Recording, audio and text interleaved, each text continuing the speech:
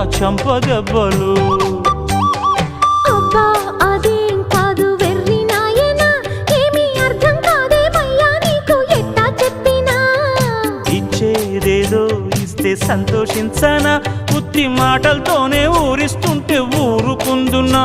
అంత బాహాటంగా అడిగేస్తావేం బండరామయ్య, ఇదేం కాయ పండ నువ్వే చెప్పయ్యా. నాకేం తెలుసండే, ఇవ్వాలి ఇవ్వాలైనా మీరు ఏది అది అమ్మా